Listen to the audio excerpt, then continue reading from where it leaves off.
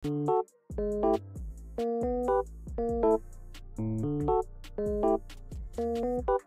ito nga po mga paring, inamin na nga po ni Mayor Magalong ang dahilan kung bakit po siya umalis sa IUCI bilang Special Advisor. At dito po makikita po natin o matutuklasan po natin na grabe po talaga ang talamak na korupsyon sa ating bansa at hindi mo na alam kung sino mga dapat pagkatiwalaan, kung sino ang mga mananagot, at ang katanungan, may mananagot po ba sa mga kasalanang ginawa nila? At ito pa po ang isa sa mga nakakalungkot, dahil yung mga tao na tumutulong para mapanagot ang mga opisyales sa mga mambabatas po natin ng mga kontraktor ay sila pa ang binabaliktad. At nakikita po natin ngayon ang pagkakaisa ng mga abogado, ng mga engineers, ng mga testing center para lamang po tumulong sa investigasyon para po sa mga maanomalyang flood control project ng gobyerno. At ito pong nakakalungkot, hindi lamang po sa flood control, hindi lamang po sa departamento na ito, kundi maging sa ibang mga ahensya ng gobyerno ay meron din pong nagaganap na talamak na korupsyon kung saan ninanakaw at kinukuha yung pera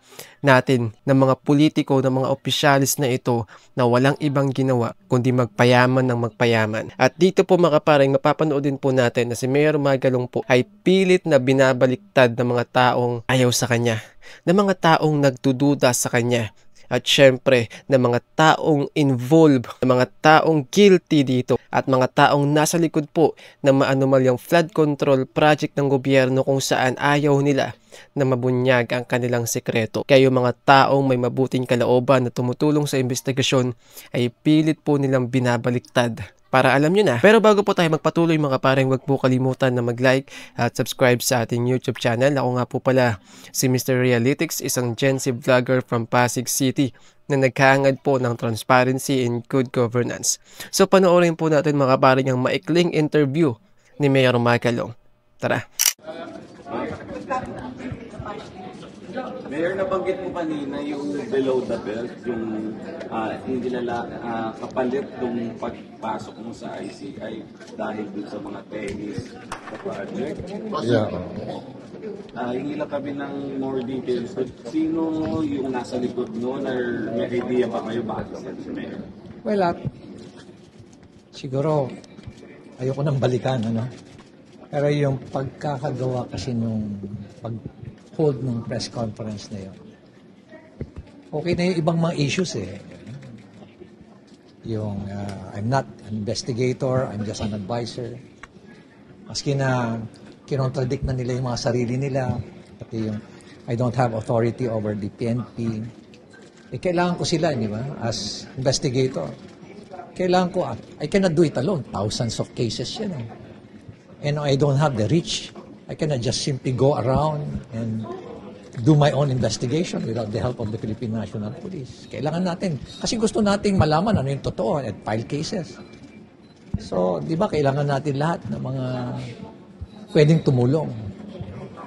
PNP, lahat ng investigating bodies, kailangan natin lahat eh. Pati na rin yung mga lawyers. Ang daming nga gustong tumulong na lawyers, mga civil engineers. Pati nga mga technical, mga standards na technical, mga testing centers. Ang daming gustong tumulong para lang, parang malaman lang talaga natin at dapat maayos ang investigasyon.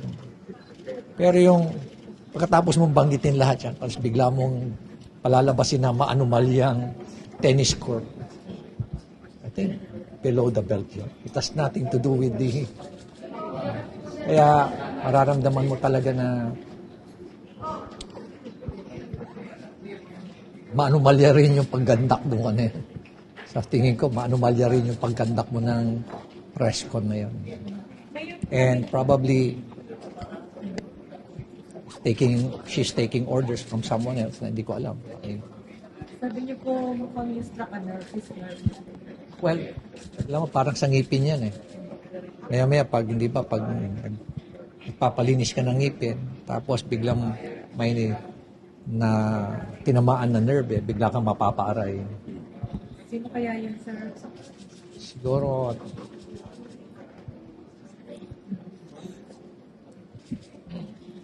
any more questions? Pero sa inyo po, Mayor, credible pa rin naman yung investigation ng ICI. Oo naman. Ako, naniniwala pa rin ako na magiging maayos pa rin yan. Nandiyan naman sila, Secretary Babes, Secretary si Chairman Reyes, si Ma'am Rusing, at ito parating na si General Asurin. Sa tingin ko, basta tuloy-tuloy lang investigasyon. Huwag lang i-re-rain. Magiging credible din. Ngayon po, isay independent pa rin po yung investigation ng committee. Wala pong pressures from any outside force. Nung nandun naman kami, wala namang pressure actually. Nakapagtataka lang bakit biglang ayaw ko mag-imbestiga. The mere fact na sinabing, you're not an investigator, you're just a legal advisor. So, ibig sabihin, simple lang yun. Huwag ka na mag-imbestiga. Yun ang message dun And you don't have any authority over the PNP, despite the fact na may MOU. Simple lang yung message na yun Huwag ka na mag-imbestiga. So, anong pa purpose ko? Bakit ako nandun? Hindi dapat mag-resign na lang ako. Can you think of any specific something na na-discover nyo? I have my suspicion. Pero I won't share it with you. I'm sorry. Pero sir, you will share it with the appropriate body when the time comes. Sir, ano yung masasabi nila yung sa tennis court po sa Baguio? Yeah, alam mo, pinapa-third party ko nga yun Very transparent kami doon. Unang-una hindi pa namin binabayaran. It's worth about 118 ba yun? 114 million na tennis court. Maganda yung structure nun. Nagkamali-mali lang yung aming... May mali rin yung aming engineers. May mali rin yung contractors doon kasi minadali nila yung finishing Yung structure maganda. Yung finishing lang kasi nga nagalit na ako doon Na ipatawag nyo na yung St. Gerard na yan. Kasi bakit subcontractor ang kausap natin? Ipatawag nyo na, otherwise ite-terminate ko siya, papaklis ko siya. Kaya yun na yan. Minadali nila, nung umuulan, sa kanila nilagay yung mga finishing touches. Yun, nagtuklap-tuklap. Yun. Hindi pa po fully paid yun.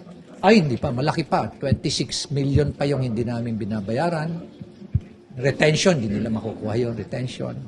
Meron silang liquidated damages. Umabot na nga ng 5 million At 20,000 per day, that's 600,000 per month.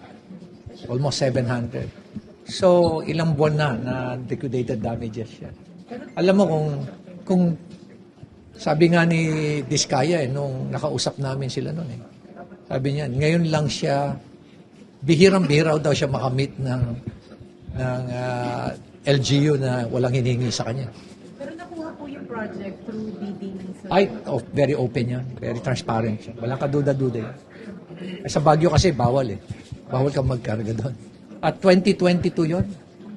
Wala pa kaming alam dyan sa mga St. Gerard na yan, o mga Timothy na yan. Wala kaming kaalam-alam sa kanila.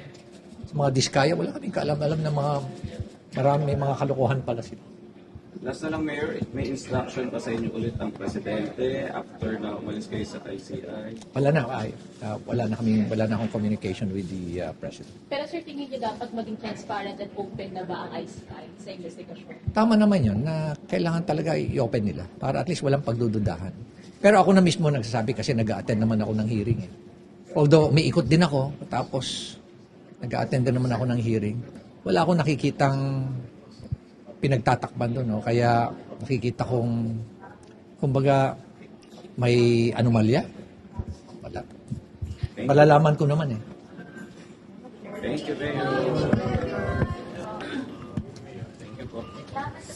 Grabe po, diba? Yun nga po talaga ang nakakalungkot. Grabe. Kung sino pa yung mga tumutulong para tuldukan ng korupsyon, para mapanagot at mapakulong yung mga sangkot dito ay sila pang binabaliktad. Which is, hindi na po yan bago mga kaparing. Yan po ay nagganap na. Yan po ay nagaganap na kahit dati pa. Simulan po natin, balikan po natin na kung si Mayor Vico po ay nilalabanan ng korupsyon sa Pasig City, ano pong nangyari sa kanya? Binaliktad po siya. Siya po ay sinampahan ng graft and corruption. Siya po ay sinampahan ng kaso na may kinalaman po sa korupsyon din. Kung saan ang korupsyon po ay nilalabanan ni Mayor Vico dito sa aming lungsod. Wala nang kickback na yan, pero siya pang binabaliktad. But very thankful po tayo dahil hindi po nangyari yung kinakatakutan ng lahat, which is ang tuluyang mabaliktad si Mayor Vico. And sa huli, eto, hindi po sila nagtagumpay. At eto nga po ang nangyayari ngayon kay Mayor Magalong, kung saan involved nga po dito yung isang tennis court sa Baguio City, na kung saan sinasabi nga po nila na sangkot si Mayor Magalong dito dahil nga daw po sa may mga anomalya, kinurakot ang pondo, substandard. Pero ayon naman po kay Mayor Magalong ay maayos naman daw po, pero yung finishing nga lang yung medyo minadali. Kaya ang nangyari ay nagkatuklap-tuklap at yun daw po ang problema. Pero eto nga po, iba yung pinapalabas nila. Binabaliktad nila ng tuluyan